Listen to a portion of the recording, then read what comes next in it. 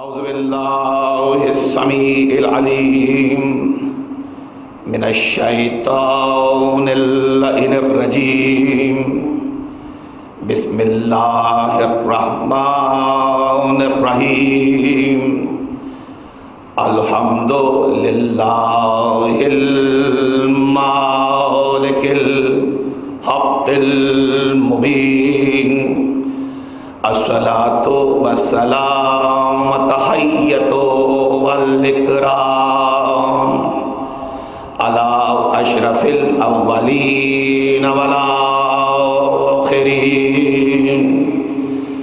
خاتم الانبیاء وسید المرسلین سیدنا ونبینا وشفیع ذنوبنا وطبیب نفوسنا وحبیب قلوبنا مولانا ابوالقاسم محمد اللہم صلی اللہ وعلی آلہ الطیبین الطاہرین المعصومین المظلومین اما بعد فقد قال اللہ سبحانہ وتعالی فی محکم کتابہ المجید وهو اصدق الصادقین وقولہ الحق بسم اللہ الرحمن الرحیم قل هل من شركائكم من يهدي إلى الحق قل الله يهدي للحق أفمن يهدي إلى الحق أحق أن يتبع أمن لا يهدي إلا أن يهدى فما لكم كيف صلوات بر محمد و آل محمد. بلند ترین صلوات بھیجیے عظمت محمد و آل رومال دے دیجیے. جزاک اللہ. سامعین گرامی قدر، بزرگان محترم، نوجوانان ملت، موسم ازاں کا آغاز ہو چکا ہے. پھر سے فصل ازاں ہے، پھر سے عزاداری ہے، پھر سے ماتم مظلوم کربلا ہے، اور تقویت اس بات سے ہے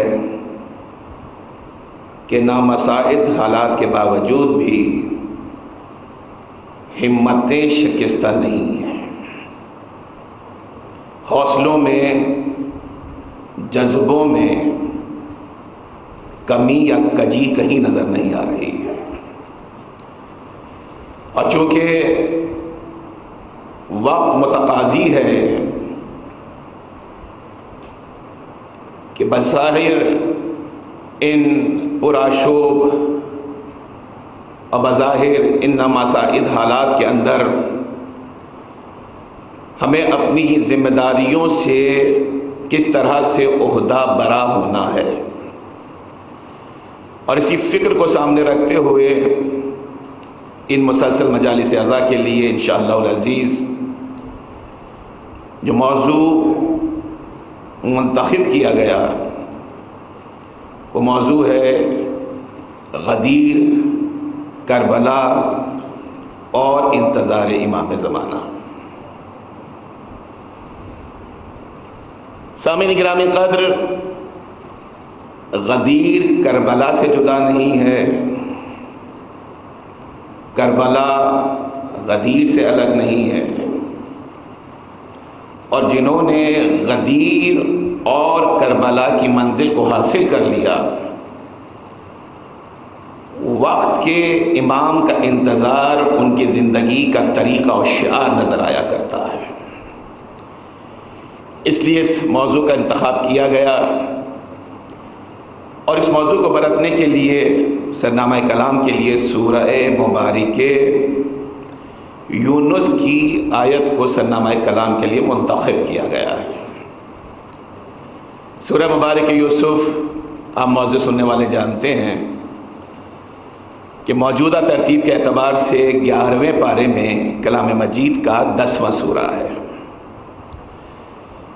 سامعین گرامی قدر، شان نزول کے اعتبار سے سورہ مبارک یونس مکی سورہ ہے، اور اس سورہ مبارکہ میں کل 109 آیات الہیہ ہیں اور 11 رکوع ہیں۔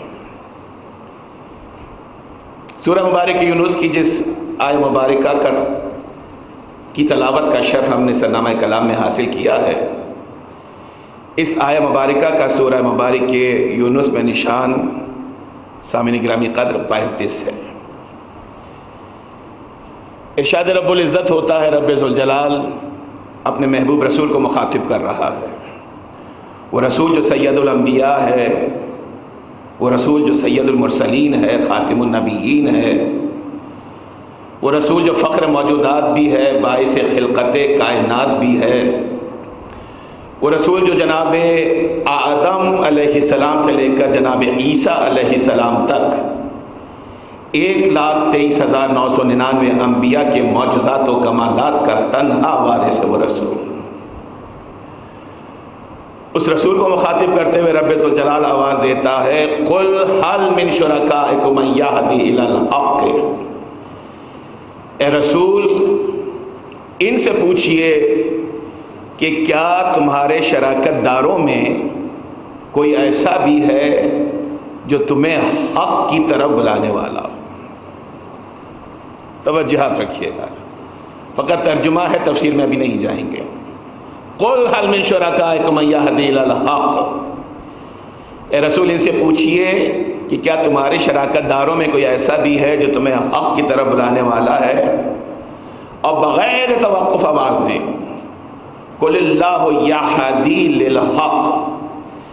اے رسول، آپ ہی فرما دیجئے کہ حق کی طرف ہدایت تو فقط اور فقط خدا کی طرف سے ہے۔ افمن یہدی للحق احق ان یتبع۔ اب قرآن ایک کوشچن ریز کر رہا ہے، ایک سوال اٹھا رہا ہے کہ جو حق کی طرف ہدایت کرنے والا ہے، کیا اس کا یہ حق نہیں ہے کہ اس ہی کا اتباع کیا جائے، اس ہی کی پیروی کی جائے، اسی کے مطابقت کی جائے؟ اور پھر جھنجھوڑا، امن لا یہدی الا ان یہدی، یا اسے چھوڑ کر کسی ایسے کا اتباع کیا جائے جو دوسروں کی ہدایت کرنا تو دور کی بات ہے، خود بھی ہدایت یافتہ نہ ہو۔ یعنی قرآن کا اصول یہ ہے کہ ہادی وہ ہونا چاہیے جو خود ہدایت یافتہ ہے، جو خود ہدایت یافتہ ہے وہی ہدایت کا فریضہ سر انجام دے سکتا ہے۔ درود بھیجیں حضرات محمد و آل محمد۔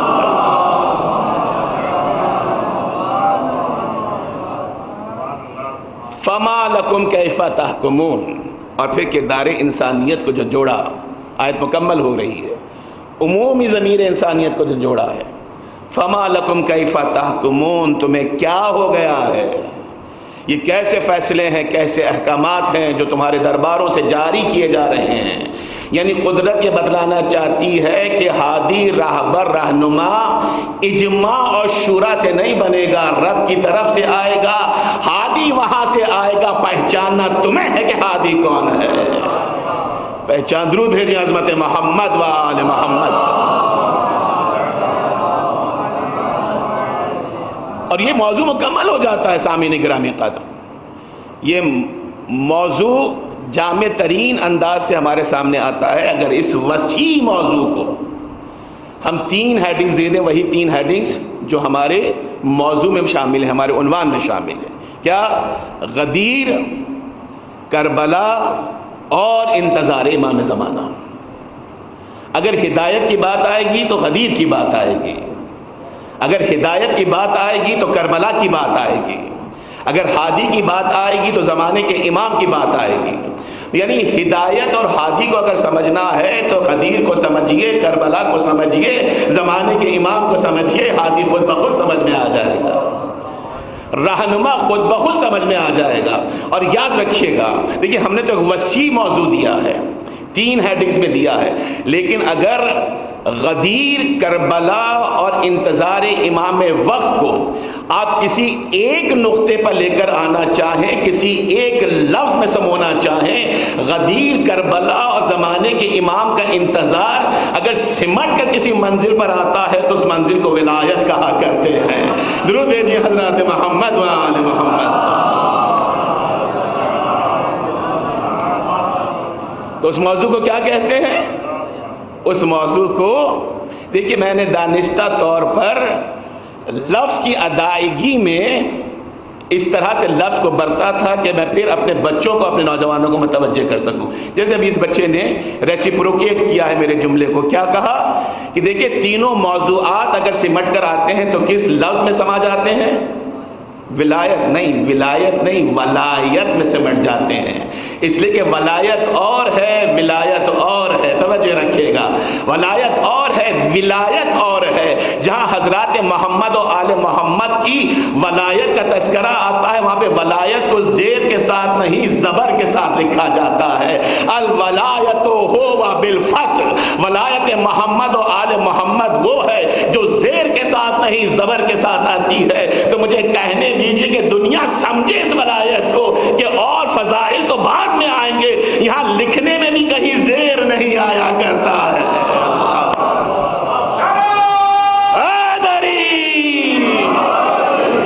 بلند ترین صلوات بھیجیے عظمت محمد و آل محمد۔ الولایت ہوا بالفتح، ولایت محمد و آل محمد وہ ہے جو زبر کے ساتھ ہے۔ دیکھیں زیر کے ساتھ غلط نہیں کہہ رہا ہوں، زیر کے ساتھ بھی ولایت موجود ہے، لیکن معانی مختلف ہیں۔ ولایت کے معنی الگ ہیں، ولایت کے معنی الگ ہیں، ہر چند کے منبع ایک ہے۔ میرا موضوع نہیں ہے اس وقت بہشت ولایت، میرا موضوع ہے خراسان کے اندر، خراسان روڈ پر، لیکن اس وقت ولایت میرا موضوع نہیں ہے۔ لیکن سمجھیے کہ غدیر، کربلا، زمانے کے امام کا انتظار جب سمٹتا ہے تو ولایت کا لفظ سامنے آتا ہے، ولایت کا لفظ سامنے آتا ہے۔ نہ غدیر ولایت سے جدا ہے، توجہ رکھیے گا میرے بچوں، میرے نوجوانوں، نہ غدیر ولایت سے جدا ہے، نہ کربلا ولایت سے جدا ہے، نہ انتظار امام زمانہ ولایت سے جدا ہے۔ دیکھیے 3 جملے ہیں، مختصر جملے ہیں، میں نے سمندر کو، دریا کو کوزے میں سمیٹنے کی کوشش کی ہے، اور اگر ریسیونگ اینڈ پر میرے بچوں نے ان جملوں کو ریسیو کر لیا تو میں سمجھوں گا کہ میری منتظمین کی محنت سوارت ہو جائے گی۔ دیکھیے کربلا، قدیر سمٹ کر آئے تو ولایت بنتی ہے، کربلا سمٹ کر آئے تو ولایت بنتی ہے، زمانے کے امام کا انتظار اگر سمٹ کر آئے تو ولایت بنتی ہے۔ ایک لفظ میں 3 معانی پوشیدہ ہیں، لیکن پہچانیے کہ ان جملوں کو کہ غدیر اعلان ولایت کا نام ہے۔ یہ 3 جملے ہیں، بھاری جملے ہیں، انہیں محسوس کیجئے گا، انہیں ریسیو کیجئے گا، محفوظ کیجئے گا۔ غدیر اعلان ولایت کا نام ہے، کربلا تثبیت ولایت کا نام ہے۔ توجہ ہے، غدیر اعلان ولایت ہے، کربلا تثبیت ولایت ہے، اور زمانے کے امام کا ظہور غلبہ ولایت کا نام ہے۔ اللہ اکبر، اللہ اکبر۔ انتظار امام زمانہ کیا کیفیت ہونی چاہیے، نوید کیا ہے ہر منتظر کے لیے، جو اس منتظر کا منتظر ہے، ہر کسی کے لیے، ہر منتظر کے لیے، تمام منتظرین امام زمانہ کے لیے نوید کیا ہے کہ جب وہ یوسف زہرا، جب وہ فرزند فاطمہ، جب وہ حجت دوراں، جب وہ منجی بشریت، جب وہ منجی آدمیت پردہ غیبت سے عالم ظہور میں آئے گا تو ہر اطراف میں ولایت کے جلوے نظر آئیں گے۔ غلبہ والا، درود بھیجے حضرات محمد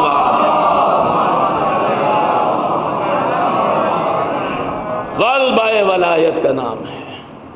پھر ہر طرف ولایت کے چرچے ہوں گے، ولایت کے جلوے ہوں گے، ولایت کے مظاہر ہوں گے، لیکن پہچانیے کہ غدیر جب چلتی ہے تو کربلا تک کیسے پہنچتی ہے۔ کربلا جب آگے بڑھتی ہے تو کیفیت امام وقت کی انتظار، کیفیت امام وقت کے لیے ہمیں کس طرح سے آمادہ کرتی ہے۔ توجہ رکھیے گا، دیکھیے 3 موضوعات ہیں ہمارے عنوان کے اندر، اور ہم ڈیوائیڈ کریں گے ڈیز کے حساب سے۔ ہم کچھ دن غدیر کو ڈسکس کریں گے، کچھ دن ہم کربلا کو ڈسکس کریں گے، کچھ دن ہم انتظار امام وقت کو ڈسکس کریں گے. اور میرے بچے، میرے نوجوان میرے ساتھ رہیں تو انشاءاللہ ہم کسی نتیجے تک پہنچیں گے. ہم کسی رزق روحانی کو حاصل کریں گے. رزق جسمانی بہت مل جاتے ہیں، جگہ جگہ سے مل جاتے ہیں، لیکن جب یہاں پر آئیے، فرش عقیدت میں تشریف لائیے تو رزق جسمانی کی نہیں، رزق روحانی کی فکر کیجئے. اس لیے کہ جسم کو فنا ہے، جسم کا رزق جسم کے ساتھ فنا ہو جائے گا، لیکن روح باقی رہنے کے لیے ہے. روح باقی رہنے کے لیے ہے. تو اپنی روحوں کو جلا عطا کیجئے، رزق روحانی کو حاصل کیجئے. پہلا موضوع کیا ہے؟ غدیر ہے. غدیر. ہم ان تذکروں سے، ان قصوں سے واقف ہیں، ان روایتوں سے واقف ہیں. میں بہت زیادہ وقت آپ کا نہیں لوں گا، لیکن میرے بچہ دیکھیں، میں کوشش کرتا ہوں کہ تھوڑا سا انٹر ایکٹیو رہے یہ فرش ازا. آپ چونکہ تعلیم سے وابستہ ایجوکیشنسٹ ہیں، بہت سے ایجوکیشن سے وابستہ حضرات موجود ہوں گے. جب استاد آتا ہے جماعت میں، جب تک طالب علم اٹینٹیو نہ ہو، نہ پڑھانے کا مزہ آتا ہے، نہ پڑھانے کے نتائج سامنے نظر آتے ہیں. اور بچوں کو اٹینٹیو رکھنے کے لیے استاد کرتا کیا ہے کہ گاہے بگاہے بچوں سے سوال کرتا رہتا ہے. تو میں یہ تو نہیں کہوں گا کہ میں آپ سے سوال کرنے کے لیے جا رہا ہوں، بلکہ میں آپ کو اس گفتگو میں شامل کرنے کے لیے کچھ نہ کچھ ایسی پوائنٹس ریز کروں گا تاکہ آپ ہر لمحہ ہر لحظہ متوجہ رہیں کہ اس ذکر سے ہمیں مل کیا رہا ہے. دیکھیے، غدیر کی جب ہم بات کرتے ہیں تو آغاز غدیر کہاں سے ہے؟ آغاز غدیر کہاں سے ہے؟ جب رسول حجۃ الوداع کے بعد واپس تشریف لے جا رہے تھے، سن 10 ہجری ہے، حج مکمل ہو چکا ہے. بچہ یہ کہے گا، نوجوان یہ کہے گا کہ غدیر خم سے آغاز ولایت علی ابن ابی طالب ہوا. اور آپ جانتے ہیں سورہ مبارک مائدہ 5واں سورہ ہے کلام مجید کا. سورہ مبارک مائدہ کی 67ویں آیت میں رب ذوالجلال نے آوازی روکا اپنے رسول کو. تبتے ہوئے صحرا میں روکا، آگے انشاءاللہ آئے گا.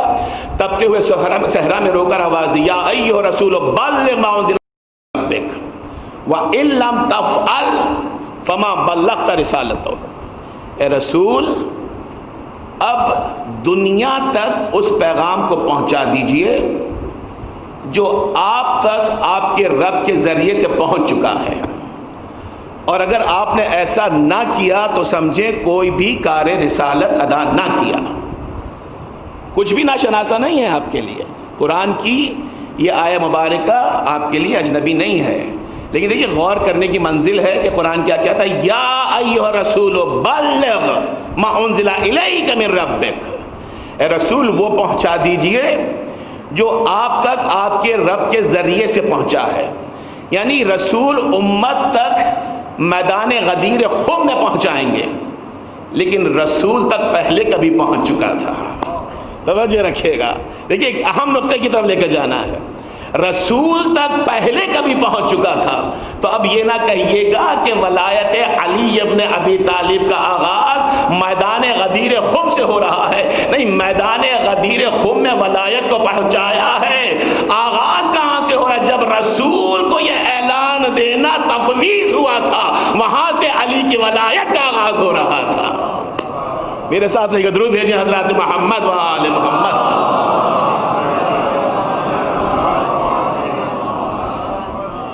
ہم تک کب پہنچا؟ 10 ہجری 18 ذی الحج، غدیر خم کا میدان. لیکن رسول تک پہلے پہنچ چکا ہے. کب پہنچا؟ کہاں پہنچا؟ کس طرح سے پہنچا؟ آج اسی کو مکمل کریں گے. سامعین گرامی قدر، آیت نازل ہوئی، 15واں پارہ شروع ہو رہا ہے اور 17واں سورہ شروع ہو رہا ہے.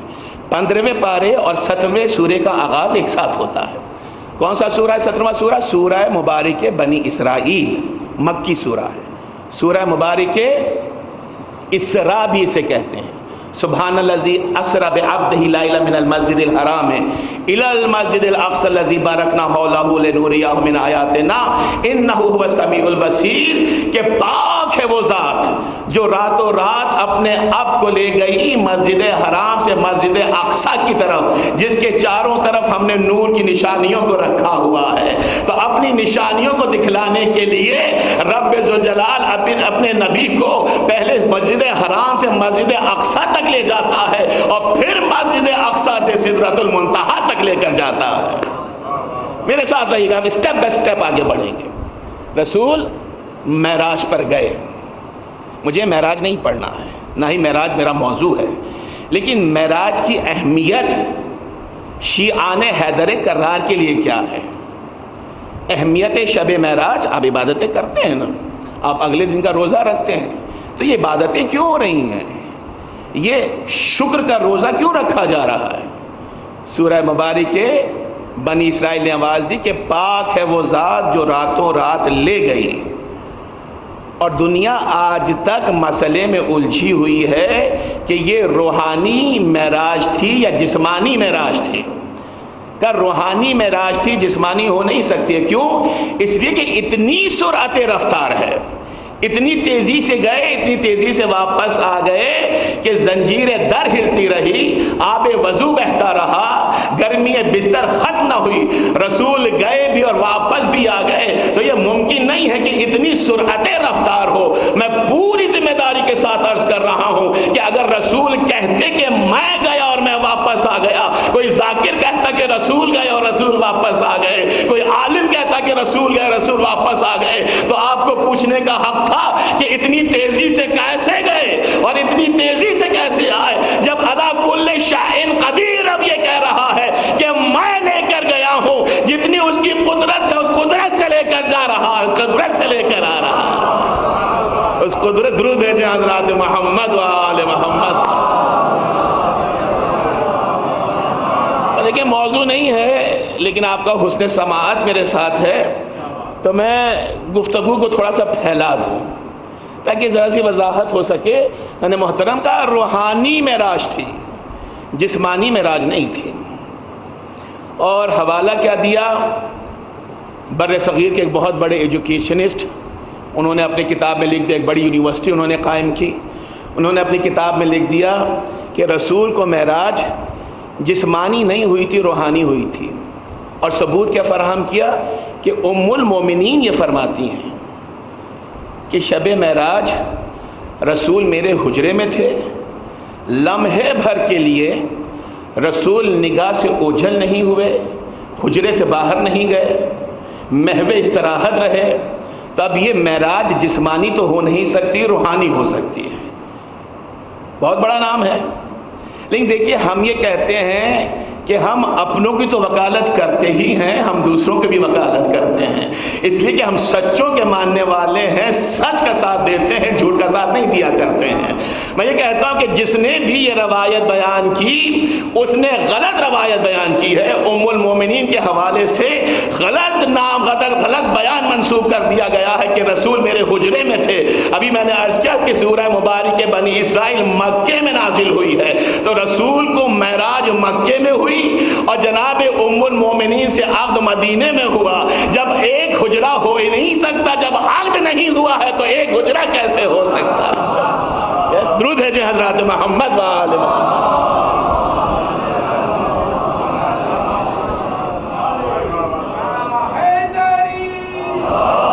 دیکھیں میں معراج پہ رک جاؤں گا، لیکن مجھے تیزی سے آگے بڑھنا، اس لیے میں یہیں پہ موضوع کو اس کو مکمل کروں گا۔ رسول کو بلایا گیا۔ اچھا کس لیے بلایا رسول کو؟ جو رسول کو معراج ہوئی ہے تو مقصد معراج کیا ہے؟ کیوں لے کے گئے رسول کو؟ سورہ مبارک نجم 27ویں پارے میں 53واں سورہ کلام مجید کا معراج پر لے کر گئے۔ تو مقصد معراج کیا تھا؟ کیوں لے کر گئے؟ 18ویں آیت میں آواز دی لقد راء من آیات ربہ الکبریٰ۔ کیوں لے کر گئے؟ رب کی سب سے بڑی نشانی کو دکھلانے کے لیے رسول کو معراج کی بلندی پر بلایا گیا۔ قرآن ہے، ایگزیجریشن نہیں کر رہا ہوں اور میں ایگزیجریشن کا قائل نہیں ہوں۔ لقد راء من آیات ربہ الکبریٰ، رب کی آیت کبریٰ کو دکھلانے کے لیے معراج کی بلندی پہ رسول کو لے جایا گیا. زن محترم، یہ آیت کبریٰ کو دکھلانے کے لیے لے جا رہا ہے، چھوٹی چھوٹی نشانیوں کو نہیں. یہ قرآن کے گول دائرے جنہیں آپ آیت کہتے ہیں، ان آیتوں کو دکھلانے کے لیے نہیں، یہ کائنات کی وسعتوں میں پھیلی ہوئی رب ذوالجلال کی نشانیوں کو دکھلانے کے لیے نہیں ہے. دیکھیں، جس بھی شے پہ نظر پڑتی ہے اور دھیان خالق کی طرف جاتا ہے، مالک کی طرف جاتا ہے، وہ کیا ہے؟ وہ خدا کی نشانیوں میں شامل ہے. ان فی خلق السماوات والارض واختلاف اللیل والنہار والفلک التي تجری فی البحر بما ينفع الناس وما انزل الله من السماء من ماء فاحیا به الارض بعد موتها وبث فيها من كل دابات وتصريف الرياح والسحاب المسخر بین السماء والارض لآیات لقوم یعقلون. اگر خدا کی نشانیوں کو سمجھنا ہے تو سورہ مبارکہ بقرہ کی 164ویں آیت کی طرف نظر کیجئے. رب ذوالجلال نے آواز دی، ان فی خلق السماوات والارض، بے شک آسمان و زمین کی خلقت میں، واختلاف اللیل والنہار، اور دن اور رات کے آنے اور جانے میں، والفلک التی تجری فی البحر بما ينفع الناس، اور دریاؤں میں کشتیوں کی منفعت بخش حرکت میں، وما انزل اللہ من السماء من ماء، اور آسمان سے پانی کے برسنے میں، فاحیا به الارض بعد موتها، اور اس پانی کے برسنے کے نتیجے میں زمین مردہ کے زندہ ہو جانے میں، وبث فیہا من کل داباتن، اور ہر جاندار کی حیات میں، والسحاب المسخر، اور ہواؤں کے مسخر ہو جانے میں، وتصریف الرياح، اور ہواؤں کے چلنے میں، لآیات لقوم یعقلون، ان سب میں نشانیاں ہیں ان کے لیے جو عقل رکھتے ہیں. توجہ رکھیے گا، ان کے لیے نشانیاں ہیں، ان کے لیے نشانیاں ہیں جو عقل رکھتے ہیں. لیکن یہاں پر ان نشانیوں کو دکھلانے کے لیے نہیں لے کر گیا. چاند کو دکھلانے کے لیے نہیں، وہ تو ان کے صدقے میں بنا. سورج کو دکھلانے کے لیے، وہ تو ان کے صدقے میں بنا.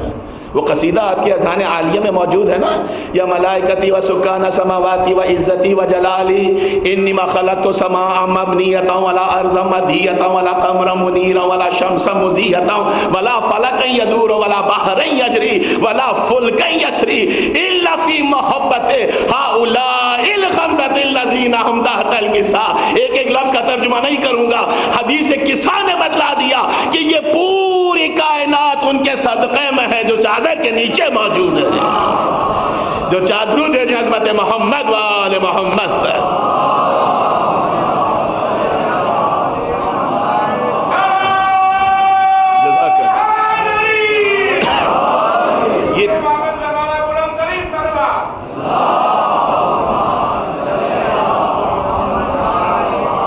یہ پوری کائنات ان کے صدقے میں جو چادر کے نیچے موجود ہیں. تو سورج، چاند، ستارے، یہ دریا، یہ کشتیاں، یہ آتے جاتے دن اور رات، یہ سب ان کے صدقے میں ہیں. اگر تمہیں خلق نہ کرتا تو افلاک کو خلق نہ کرتا.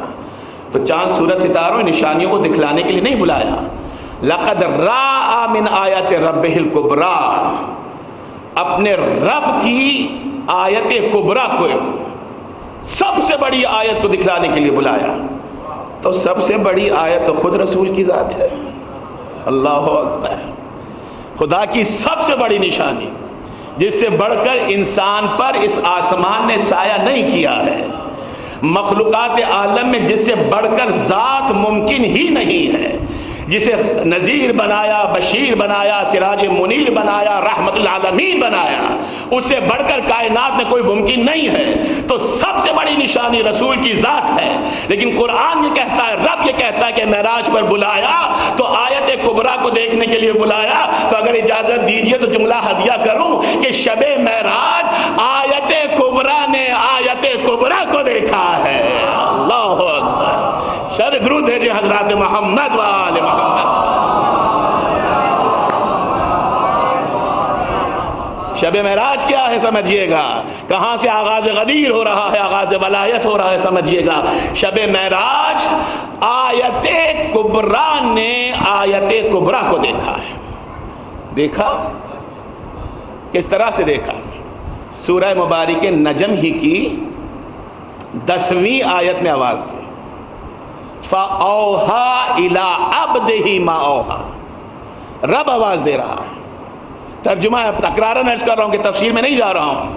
فَأَوْحَى إِلَىٰ عَبْدِهِ مَا أَوْحَىٰ، ہم نے اشاروں میں جو اپنے عبد کو سمجھانا چاہا سمجھا دیا. اللہ اکبر. سمجھے نہیں میرے بچے میرے نوجوان؟ میرے ساتھ چلیے گا. فَأَوْحَىٰ عَلَىٰ عَبْدِهِ مَا أَوْحَىٰ، ہم نے اشاروں میں شب معراج جو سمجھانا چاہا اپنے رسول کو سمجھا دیا. بس مجھے بھی اپنے بچوں کو سمجھانا ہے، اس لیے یہاں پہ رک جاؤں گا، 5-7 منٹ لوں گا آپ کے، کہ جب خالق اور مخلوق کے درمیان، جب خدا اور بندے کے درمیان، جب مسجود اور ساجد کے درمیان، جب معبود اور عابد کے درمیان کوئی خاص بات ہونی ہوتی ہے تو عابد ساجد بندے کی زبان خاموش رہتی ہے. کبھی یہاں سے اشارہ جاتا ہے وہاں پہ سمجھا جاتا ہے، کبھی وہاں سے اشارہ ہوتا ہے یہاں پہ سمجھا جاتا ہے. توجہ رکھیے گا، میں ابس نہیں کہہ رہا ہوں، جملے رائے گا نہیں کہہ رہا ہوں. درود بھیجیں حضرات محمد و آل محمد پر. یہ اصول لے کر جائیے گا. کہ میں تھوڑا سا پیس کو سلو کروں، بہت فاسٹ جا رہا تھا، تھوڑا سا پیس کو سلو کروں تاکہ بچے میرے ساتھ گفتگو میں شامل ہو سکیں اور آج ہم ایک بنیاد بنا سکیں آنے والے ایام کے لیے. دیکھیے، جب بھی عبد اور معبود کے درمیان کوئی اہم بات ہونی ہوتی ہے تو اشاروں میں بات ہوتی ہے. کبھی وہاں کا اشارہ یہاں پہ سمجھا جاتا ہے، کبھی یہاں کا اشارہ وہاں پہ سمجھا جاتا ہے اور مقصد پورا ہو جاتا ہے. قرآن نے کہا فَأَوْحَىٰ إِلَىٰ عَبْدِهِ مَا أَوْحَىٰ، رب نے اشاروں میں جو سمجھانا چاہا اپنے عبد کو سمجھا دیا، اپنے بندے کو سمجھا دیا، اپنے رسول کو سمجھا دیا. یعنی اب اشارہ بارگاہ الہی سے تھا اور سمجھنے والی رسول کی ذات تھی. توجہ ہے، اشارہ بارگاہ احدیت سے ہو رہا تھا اور سمجھنے والی رسول کی ذات تھی. لیکن عزیزان محترم، ایک اشارہ اور مجھے قرآن میں نظر آ رہا ہے. یہ تو رب کا اشارہ تھا جو عبد نے سمجھا، اب عبد کا اشارہ ہے جو معبود سمجھے گا. توجہ یاد رکھیے گا، اب عبد کا اشارہ ہے جو معبود سمجھے گا. سورہ مبارک بقرہ ابتدائی 3 پاروں میں کلام مجید کا دوسرا سورہ مبارک بقرہ کا وہ حصہ جو دوسرے پارے میں موجود ہے، ابتدائی صفحے پر آپ کو آیت مل جائے گی. سورہ مبارک بقرہ کی 144ویں آیت. قد نرا تقلب وجہک فی السماء، اے رسول ہم دیکھ رہے ہیں بار بار تیرے چہرے کا اٹھنا آسمان کی طرف. اللہ اکبر، اللہ اکبر. قد نرا تقلب وجہک فی السماء، اے رسول ہم دیکھ رہے ہیں کہ بار بار تو چہرہ اٹھاتا ہے، آسمان کی طرف دیکھتا ہے. یعنی زبان رسالت خاموش ہے، اشاروں میں بات ہو رہی ہے. توجہ یاد رکھیے گا، زبان رسالت خاموش ہے، اشاروں میں بات ہو رہی ہے. اور بات کیا ہوئی؟ کچھ ہے قلب مطہر رسالت میں جو رسول چاہتے ہیں کہ عملی طور پر ہو جائے، حقیقت بن جائے، لیکن زبان رسالت خاموش ہے، خواہش ہے اور بار بار چہرہ اٹھتا ہے. قرآن ہے قد نرا تقلب وجہک فی السماء فلا نولینک قبلۃ ترضاها، بس اے رسول جو تیرے دل میں ہے اسی کعبے کو ہم قبلہ بنا دیں گے. یعنی رسول چاہتے تھے کہ بیت المقدس سے کعبہ قبلہ بن جائے، لیکن زبان رسالت میں جملہ نہیں آتا تھا. کیوں؟ اس لیے کہ مزاج شناس امت رسول جانتا ہے کہ اگر میں نے کہہ دیا کعبے کو قبلہ بنا دے تو دنیا کہے گی کہ داماد پیدا ہوا تھا اس لیے قبلہ بنانا چاہا تھا.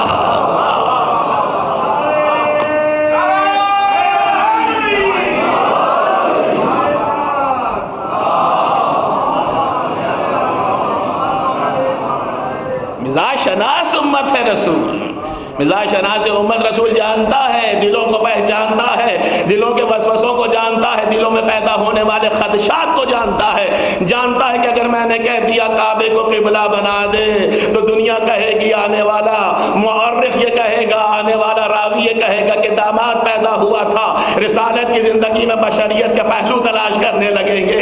کبھی رسالت کو رسالت کے سانچے میں دیکھیں گے، کبھی بشریت کے سانچے میں دیکھیں گے. یہ نادان ہے، پہچانتے نہیں ہیں کہ یہ رسول بھی ہے، یہ بشر بشر بھی ہے، لیکن ایسا رسول جس کی رسالت بشریت سے جدا نہیں ہے، اور ایسا بشر کہ جس کی بشریت کا خمیر رسالت سے اٹھایا گیا ہے۔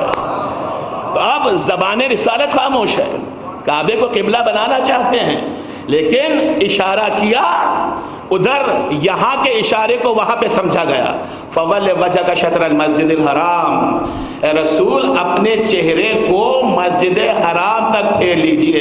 بس رسول پر آیت نازل ہوئی، حکم آیت کو پورا کرتے ہوئے رسول نے اپنے رخ کو موڑا ہے، اور جیسے ہی اپنے رخ کو موڑا ہے دنیا کے ذہن بدلنے لگے ہیں، ذہن مڑنے لگے ہیں۔ فقط ایک تھا، جیسے جیسے رسول مڑ رہے تھے ویسے ویسے علی مڑ رہے تھے۔ اللہ درود ہے عظمت محمد و آل محمد پر۔ جیسے جیسے رسول مڑ رہے تھے ویسے ویسے علی مڑ رہے تھے۔ اسی لیے میرے مولا کا ایک لقب ہے المصلی الی القبلتین، وہ نمازی جس نے ایک نماز کو دو قبلوں کی طرف پڑھا ہے، آدھی نماز ایک قبلے کی طرف، آدھی نماز دوسری۔ تو جب آپ اور معبود کے درمیان کوئی سینسٹیو ایشو ڈسکس ہونے ہوتا ہے تو طریقہ کیا نظر آیا؟ اشاروں ہی اشاروں میں بات ہوتی ہے۔ لقد راء من آیات ربہ الکبریٰ، آیت کبریٰ کو دیکھنے کے لیے گئے، فأوحى إلی عبدہ ما، دامن وقت قلیل ہے، ہم نے اشاروں ہی اشاروں میں جو سمجھانا چاہا سمجھا دیا۔ کیا سمجھایا؟ سورہ مبارک نجم ہی کی آیت 17ویں آیت نے کہا، آواز دی، ما زاغ البصر وما طغیٰ، آنکھ نے دیکھا، میں توجہ چاہوں گا اس منزل پر، ما زاغ البصر وما طغیٰ، آنکھ نے دیکھا اور اچھی طرح سے پہچان لیا۔ صاحبان علم و معرفت ہے، ایک پڑھا لکھا معرفت کا حامل مجمع میرے نگاہ کے سامنے ہے۔ اگر حاملان معرفت نہ ہوتے تو ان نامساعد حالات میں گھر کے آرام کو چھوڑ کر فرش عزا پہ نہ آتے۔ شہزادی کونین آپ کو بہترین اجر و ثواب اس کا عطا فرمائے۔ محترم، ما زاغ البصر وما طغیٰ، آنکھ نے دیکھا، نگاہ رسالت نے دیکھا اور اچھی طرح سے پہچان لیا، آرام سے سکون سے۔ آنکھ نے دیکھا، تکرار عرض کر رہا ہوں، آنکھ نے دیکھا اور اچھی طرح سے پہچان لیا۔ تو نگاہ رسالت نے شب معراج دو کام کیے، توجہ رکھیے، دو کام کیے۔ کیا؟ ایک دیکھا ہے، دوسرا پہچانا ہے۔ اور میری فکر کا ساتھ دیجیے گا، دیکھیے ان کو آپ سنک نہیں کر سکتے ہیں۔ دیکھنا اور ہوتا ہے، پہچاننا اور ہوتا ہے۔ قرآن یہ نہیں کہتا کہ آنکھ نے دیکھا، نہیں کہا آنکھ نے دیکھا اور اچھی طرح سے پہچان لیا۔ اب میرے ساتھ رہیے گا، 2 منٹ لوں گا تاکہ یہ مقام واضح ہو سکے۔ آنکھ نے دیکھا اور اچھی طرح سے پہچان لیا، یعنی رسول دیکھ بھی رہے تھے اور رسول پہچان بھی رہے تھے۔ ایک بہت ہی آسان سا سوال، ایک کوشچن ریز کر رہا ہوں۔ دیکھیے، دیکھنا اور ہے، پہچاننا اور ہے۔ دیکھنا بار اول ہو سکتا ہے، آپ کسی بھی منظر کو دیکھیں، کسی بھی چہرے کو دیکھیں۔ بہت سے موضوع سننے والوں کے لیے میرا چہرہ نیا ہوگا، تو اب جن کے لیے میں نیا ہوں وہ مجھے دیکھ رہے ہیں، ہے آپ کی توجہ؟ they are just looking at me، وہ صرف مجھے دیکھ رہے ہیں۔ لیکن بہت سے کرم فرما ایسے ہیں کہ ڈاکٹر صاحب ہم نے آپ کو یثرب میں سنا تھا، ہم نے آپ کو علیبہ میں سنا تھا، ہم نے آپ کو محفل مرتضیٰ میں سنا تھا، آپ کو اگر یاد ہو تو ہم آپ کے اسپتال آئے تھے، ہم آپ کے مریض تھے، آپ نے ہمیں انستھیزیا دیا تھا۔ تو وہ جو ان حوالوں سے مجھے جانتے ہیں وہ مجھے دیکھ بھی رہے ہیں اور پہچان بھی رہے ہیں۔ توجہ رکھیے گا، جنہوں نے فقط پہچانا انہوں نے پہلی دفعہ دیکھا نہیں، جنہوں نے صرف دیکھا انہوں نے پہلی دفعہ میرے چہرے پہ نظر کی، میرے جسے پہ نظر کی۔ لیکن کل جب میں انشاءاللہ مجلس پڑھنے کے لیے آؤں گا تو آپ مجھے دیکھیں گے بھی، مجھے پہچان بھی لیں گے. یعنی جملہ آسان کرنے دیجئے کہ دیکھنا بار اول ہو سکتا ہے، لیکن پہچاننا بتلاتا ہے کہ کوئی ماضی کا رشتہ و تعلق موجود ہے. اللہ اکبر. نہیں پہچانے درود ہے حضرات محمد و آل محمد. یہ پہچاننا بتلا رہا ہے کہ کوئی ماضی کا رشتہ موجود ہے. آپ نے مجھے دیکھا وہ ایک غلط بات تھی، لیکن آپ نے مجھے پہچان لیا کہ ہاں ڈاکٹر صاحب کی مجالس پہلے بھی سن چکے ہیں، ان سے شناسا ہے، ان سے ملاقات ہے، تو آپ نے مجھے پہچان بھی لیا اس لیے کہ ماضی کا رشتہ موجود تھا. تو قرآن نے آواز دی کہ جس آیت کبریٰ کو دکھلایا ہے رسول نے دیکھا بھی ہے، پہچان بھی لیا ہے. یعنی رسول پہچان رہے تھے کہ وہی یہاں پہ بھی نظر آ رہا ہے جو زمین کی وسعتوں میں میرے ساتھ ساتھ رہا، ہر جنگ میں میرے ساتھ تھا، ہر عام کی منزل پہ میرے ساتھ تھا. یہی علی تو تھا، بچپن تھا تو کنکریاں مار رہا تھا، جوانی تھی تو ذوالفقار چلا رہا تھا.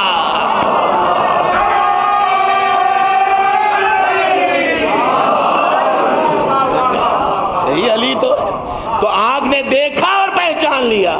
تب معراج سمجھ میں آئی. میرے بچوں، میرے نوجوانوں، اگر میری بہنیں بیٹیاں موجود ہیں، آج تشریف نہ لا سکی، صعوبتیں ہیں، مسائل ہیں، موسم کی شدت ہے، انشاءاللہ کل سے حاضری ہوگی تمام خواتین کی بھی. اور ویسے بھی الہی مجلس جا رہی ہے مختلف چینلز کے اوپر، جہاں جہاں عزاداری لائیو یا زوم پہ سنی جا رہی ہے، ہر مقام عزاخانہ ہے عزادارو. تو اب قرآن یہ کہتا ہے ما زاغ البصر وما طغى. آنکھ نے دیکھا اور اچھی طرح سے پہچان لیا. لیکن بات یہاں پہ ختم تو نہیں ہوئی. توجہات ہیں؟ بات یہاں پہ ختم نہیں ہوئی. آنکھ نے دیکھا پہچان، اچھا یہ وہی ہے. بچپنا تھا تو اپنے دامن میں چھوٹے چھوٹے کنکر رکھتا تھا، جہاں جہاں رسول جاتا تھا یہ پیچھے پیچھے چلتا تھا. جہاں کسی نے گستاخی کی اس نے اپنے دامن سے کنکر نکالا، حیدر کرار نے دشمن رسالت پہ مارا.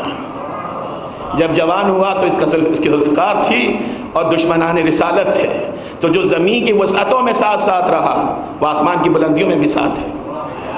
توجہ ہے؟ لیکن سامعین گرامی قدر، عزیزان محترم، آ سکتی تھی دل میں یہ بات کہ مجھے تو جبرائیل لے کر آئے ہیں، اسے کون لے کر آیا ہے؟ میرے ساتھ رہیے. دل میں بات آ سکتی تھی کہ مجھے تو جبرائیل لے کر آئے ہیں، براق میری سواری تھی، اتنی سرعت رفتار سے میں یہاں پر آیا ہوں، تو میں اتنی تیزی سے پہنچا، یہ کتنی تیزی سے پہنچ گیا، یہ کس طرح سے پہنچ سکتا ہے؟ تو آ سکتی تھی نا دل میں بات کہ جو میں دیکھ رہا ہوں میرا واہمہ نہ ہو. دنیا کو اعتراض تو یہی تھا کہ ہر منزل پہ علی نظر آتے ہیں، ہر مقام پہ علی نظر آتے ہیں، جنگ ہے تو علی کو آگے کر رہے ہیں، آیت دے کر بھیجنا ہے تو علی کو آگے کر رہے ہیں، صلح نامہ ہے تو علی کو آگے کر رہے ہیں. کیا کرے؟ یہ ظرف انسانی کے وجود کی کوتاہی تھی کہ نہ رسول کو علی کے سوا کوئی نظر آتا تھا، نہ خدا کو علی کے سوا کوئی نظر آتا تھا.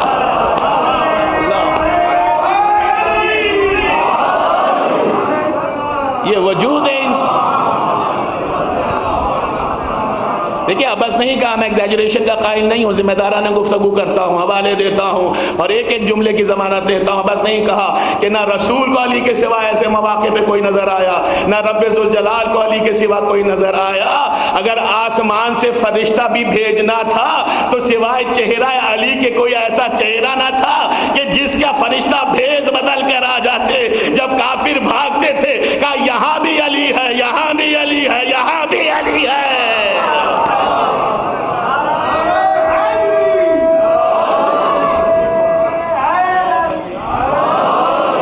بھائی تو دل میں بات آ سکتی تھی کہ مجھے تو جبرائیل لے کر آئے، یہ کیسے آئے؟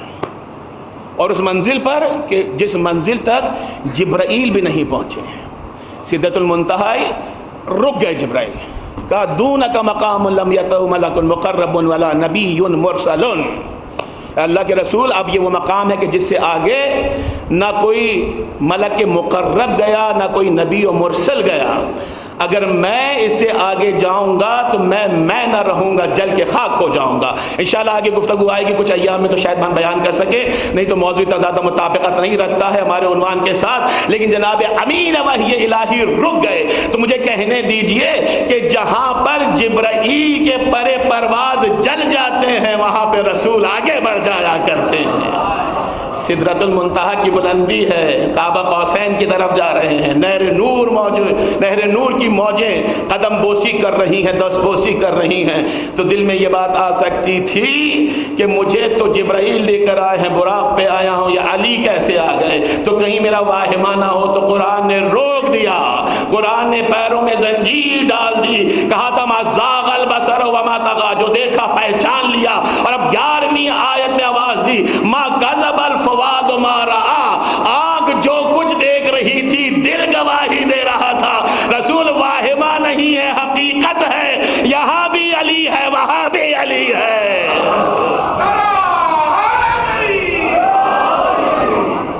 یہاں بھی علی ہے، کل انشاءاللہ تفصیل ہوگی، وہاں بھی علی ہے۔ تو پہنچے، اب علماء نے بحث کی ہے، ذمہ دارانہ گفتگو، ایگزیجریشن نہیں۔ دیکھیے اگر ذمہ دارانہ گفتگو بنیاد بنائی جائے تو اتنے فضائل ہیں کہ وقت کم ہو جائے، عمر کم ہو جائے، زمانے ختم ہو جائیں، فضائل محمد و آل محمد ختم نہیں ہو سکتے ہیں، فضائل محمد و آل محمد مکمل نہیں ہو سکتے ہیں۔ تو بلایا، اب کیوں بلایا؟ Now this is the bottom line message۔ یہ ہم نے جو 45 منٹ آلموسٹ، جو 40 منٹ کی ہم نے محنت کی ہے، اس کا حاصل کیا ہے؟ اس کا حاصل یہ جملہ ہے جس کو ہم لے کر چلے تھے کہ کہاں سے آغاز ولایت ہو رہا ہے، چاہے وہ غدیر ہو، چاہے وہ کربلا ہو، چاہے وہ انتظار امام وقت ہو۔ بلایا آیت کبریٰ دکھلانے کے لیے۔ کیوں بلایا؟ کہ نمازیں تھیں، بخشوانی تھیں، کم کرنے تھے، بہت سی باتیں ہیں کتابوں میں، تفصیل میں نہیں جاؤں گا، بہت سے موضوعات، بہت سے جملے تو ایسے ہیں کہ ممبر کے آداب کے منافی ہے کہ ان کو بیان کیا جائے، اس لیے کہ میں بہت زیادہ احتیاط کا قائل ہوں، اور احتیاط برتنی چاہیے، چاہے مصائب ہوں، چاہے فضائل کی منزل ہو۔ ذہن محترم کا کیوں بلایا؟ کہ بلایا، رسول کو بھی بلا لیا، علی کو بھی بلا لیا، ملک کو پیچھے چھوڑ دیا، جدا کر دیا۔ اب جبرائیل آگے نہیں ہے، ذات الہی ہے، ذات محمد ہے، ذات علی ابن ابی طالب ہے۔ علماء نے بحث کی ہے، سمرائز کر رہا ہوں تاکہ چند جملوں میں نتیجہ دے سکوں۔ کہ کیوں بلایا تھا؟ کوئی نبوت اور رسالت کا فیصلہ تھا؟ کہ نہیں، اس لیے کہ نبی آخر نبوت اور رسالت رکھتے ہیں، لیکن علی کے پاس نبوت اور رسالت نہیں ہے، خدا نبی اور رسول نہیں ہے۔ کا امامت کا فیصلہ تھا؟ کہ نہیں، ان کے پاس امامت ہے لیکن خدا امامت نہیں رکھتا، امامت دیتا ہے، تقسیم کیا کرتا ہے۔ انی جاعلک للناس اماما، وہ امامت دینے والا ہے، اس کے پاس امامت نہیں ہے، وہ تقسیم کرتا ہے۔ کہ پھر کیوں بلایا گیا؟ پھر کیوں ملک کو جدا کیا گیا؟ پھر کیوں معراج کی بلندی پہ لے جایا گیا؟ تو علماء کا جملہ ہے جو میں ہدیہ کر رہا ہوں کہ خدا نبی و رسول و امام نہیں ہے، اس لیے نبوت و رسالت و امامت کا کوئی فیصلہ سنانے کے لیے نہیں بلایا، بلکہ ان دونوں کو بلایا اور بتلایا کہ میں نبی و امام و رسول نہیں ہوں، لیکن میں مومنوں کا ولی ہوں، اور جو میری ولایت مطلقہ ہے وہ اے محمد تو بھی لے لے، اے علی تو بھی لے لے۔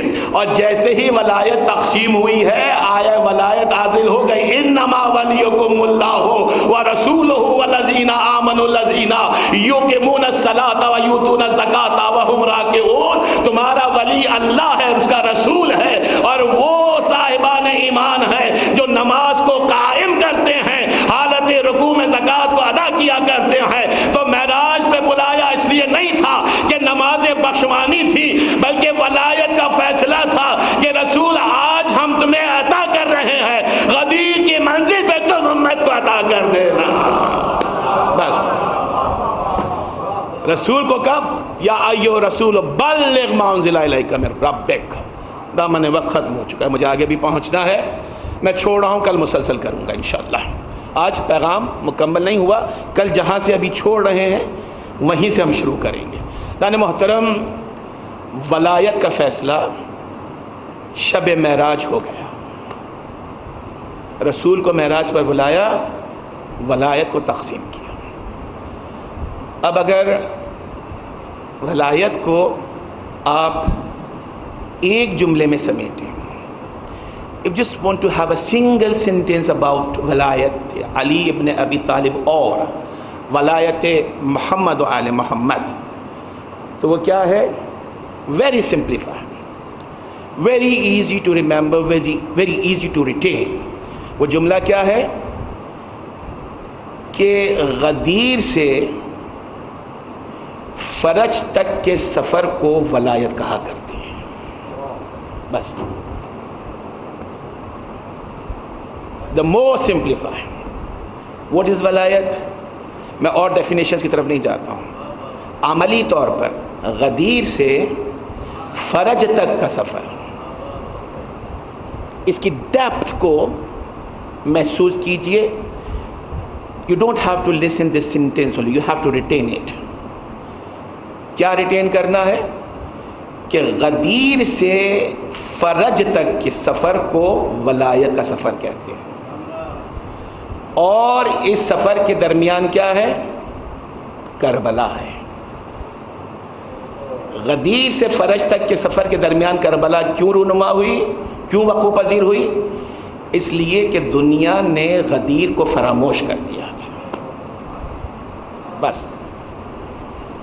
میں آپ کے حسن سماعت پر آپ کا ممنون و متشکر ہوں، اور امید واثق رکھتا ہوں کہ ہر آنے والے دن کے ساتھ اس جذبہ مودت اور جذبہ ولا میں اضافہ ہوگا، آپ کی حاضریاں مسلسل رہیں گی۔ غدیر سے فرج تک کے سفر کے درمیان کربلا وقوع پذیر ہوئی، اس لیے کہ دنیا غدیر کو فراموش کر بیٹھی تھی۔ 8th امام آپ کو کیا فرماتے ہیں؟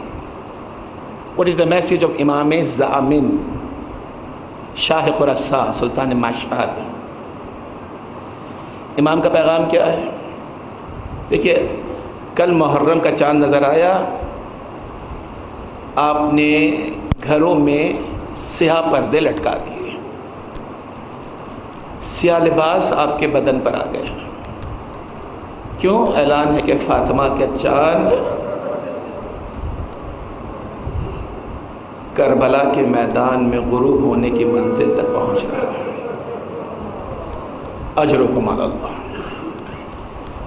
8واں امام جب مسند امامت پر ہے، امام کے چاہنے والے دیکھ رہے ہیں، this could be take home message lesson of the day, میری ہر تقریر کے اینڈ پر ہوتا ہے۔ آج ٹیک ہوم میسج کیا ہے؟ 8ویں امام کا جملہ ہے۔ محرم کا چاند نظر آیا، جس میں مطہر امامت پر سیاہ ماتمی لباس آ گیا، زیادہ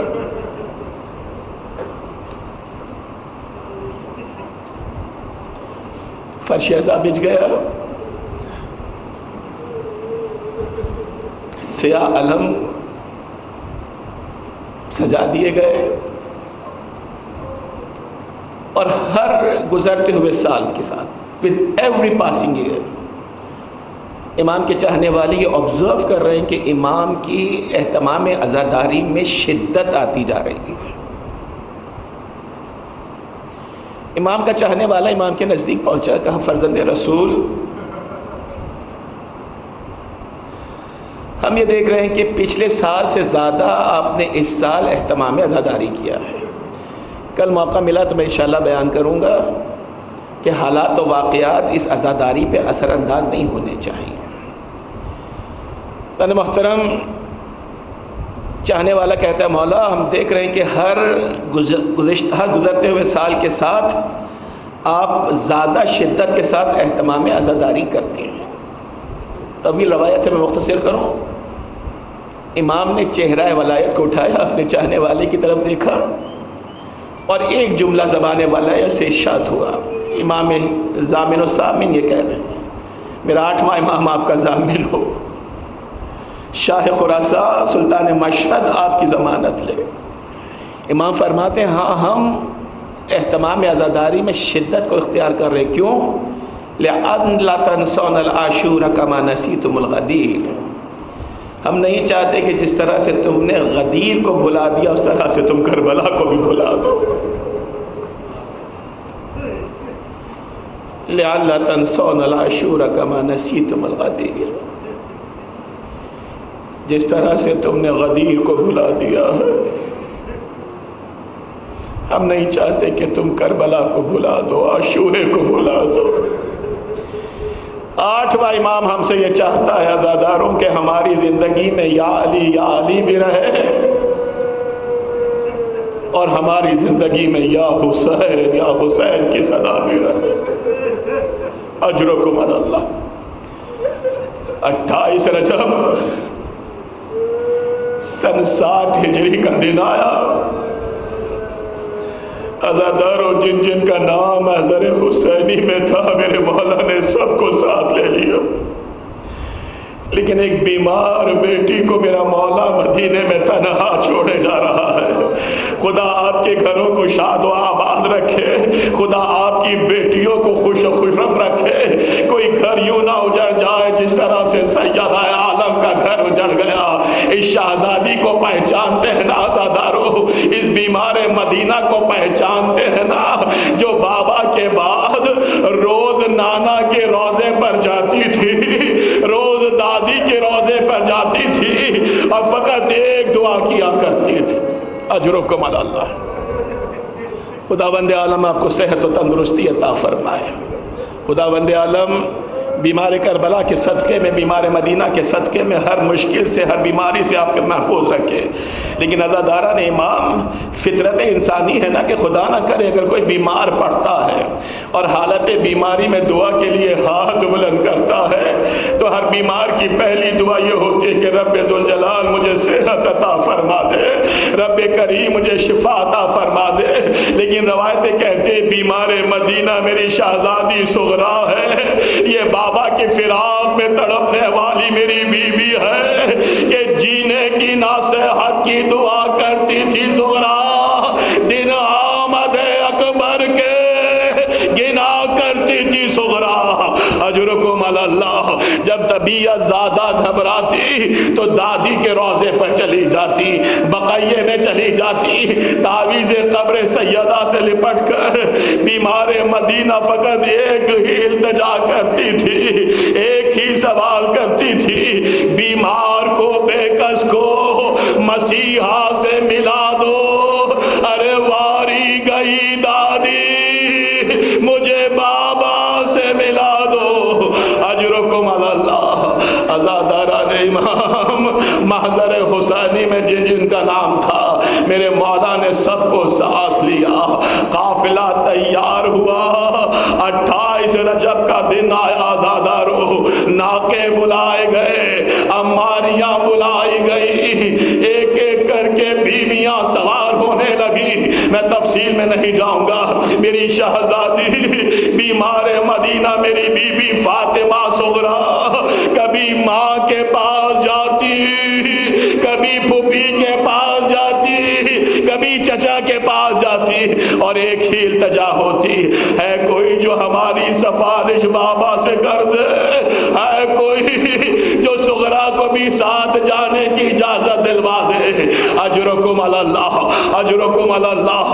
عزاداران امام و منزل بھی آئی، قافلہ تیار ہوا، ایک ایک بی بی جانے لگی. میرے مولا نے شہزادیوں کی طرف دیکھا ہے، مستورات کی طرف دیکھا ہے اور ایک تاکید کی کہ ایک بیت الشرف سے نکلنے والی ہر بی بی فاطمہ صغرا کے حجرے میں جا کر میری بیمار بیٹی کو صحت کی دعا دے.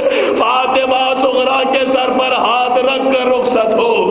عزادارو میرے مولا کا حکم تھا، شہزادی فاطمہ صغرا اپنے حجرے میں موجود ہے. ایک ایک بی بی جاتی تھی، بیمار مدینہ کے سر پہ ہاتھ رکھتی تھی، صحت و تندرستی کی دعا کرتی تھی. اماں آئی ہیں رخصت لی ہے، بہنیں آئی ہیں رخصت لی ہے. ایک مرتبہ ثانیہ زہرا آئی، بیمار بھتیجی کی طرف دیکھا، کہا صغرا خدا حافظ و ناصر. سغرا گھبرانا نہیں میری جان، سغرا دل ملول نہ ہونا میری جان، ہم جلد لوٹ کر واپس آئیں گے، کنبہ جلد واپس آئے گا۔ بس عزادارو اتنا سننا تھا، بیمار مدینہ تڑپ کے کہتی ہے پھوپھی اماں ہم جانتے ہیں آپ تو آ جائے گی، بابا نہیں آئیں گے، پھوپھی اماں ہم جانتے ہیں بہنیں واپس آ جائیں گی، میرا چچا عباس نہ آئے گا، میرا بھائی علی اکبر نہ آئے گا۔ ثانیہ زہرا تڑپ گئی، کہا بیٹا سغرا یہ کس طرح کی باتیں کر رہی ہو؟ کہا پھوپھی اماں ہم کئی دنوں سے بیمار ہیں نا، رات بھر نیند نہیں آتی ہے، ہم رات بھر جاگا کرتے ہیں، ہم پچھلے کئی دنوں سے دیکھ رہے تھے کہ جب رات کا ایک پہر گزرتا تھا آسمان سے نور کی سواریاں آتی تھیں، بالا خانے پہ آ کے رکتی تھی اور چند نقاب پوش بیویاں گھر کی چھت پر بیٹھ کر نوحہ کرتی تھی، واہ غربتا واہ مظلومہ واہ حسینہ اجرکم علی اللہ۔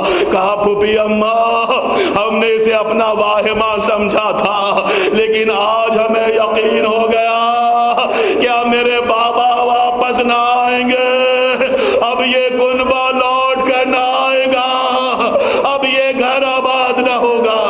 عزادارو اتنا سننا تھا، ثانیہ زہرا کا دل بھر آیا، ایک مرتبہ دوڑ کے بھائی کی خدمت میں پہنچی، کہا بھیا حسین میرے ماں جائے حسین آج تک زینب نے تجھ سے کچھ مانگا نہیں ہے، آج اتنی سی التجا ہے، ارے سغرا کو بھی ساتھ لے لے، بیمار جی نہ سکے گی، میری سغرا مر جائے گی۔ اجرکم علی اللہ اجرکم علی اللہ، سغرا تنہا نہ رہ سکے گی، سغرا مدینے میں گھٹ گھٹ کے مر جائے گی۔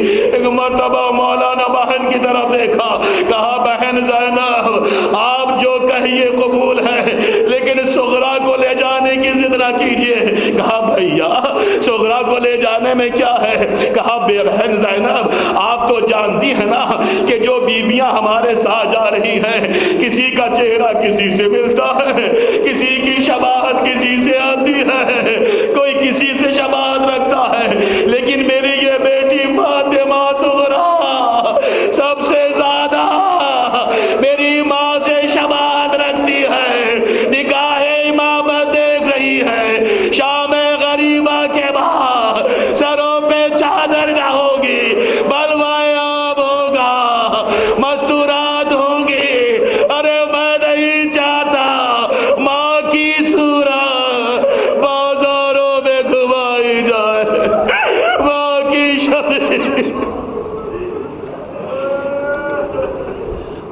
لعنت اللہ علی القوم الظالمین۔ رب ذوالجلال ہماری اس عبادت کو قبول و مقبول فرما، بانیان مجلس اور حاضرین مجلس کی توفیقات ایمانی میں اضافہ فرما۔ رب ذوالجلال موسمی اثرات، وباؤں، بیماریوں، آفات ارضی و سماوی سے تمام مومن و مومنات کو اپنے حفظ و امان میں رکھنا۔ رب ذوالجلال ہمیں توفیق عطا فرما کہ جب تک اس دنیا میں رہیں نام محمد و آل محمد کے ساتھ زندہ رہیں، اور جب اس دنیا ہو تو ہمارے لبوں پہ محمد و آل محمد کا نام ہو۔ سب سے بڑی دعا، اس سے بڑی دعا فی زمانہ ممکن نہیں ہے، آپ شارٹ آف ٹائم میں کچھ نہ مانگے، یہ ایک جملہ طلب کیجیے، اگر یہ جملہ مقبول ہو گیا، قبول ہو گیا تو ہر دعا قبول ہو جائے گی۔ اے رب ذوالجلال، اے پاک پروردگار، ہم سب کو منتظرین امام وقت میں شامل فرما، یوسف زہرا کے ظہور میں تعجیل فرما۔ سیعلم الذین ظلموا ای منقلب ینقلبون، ماتم حسین۔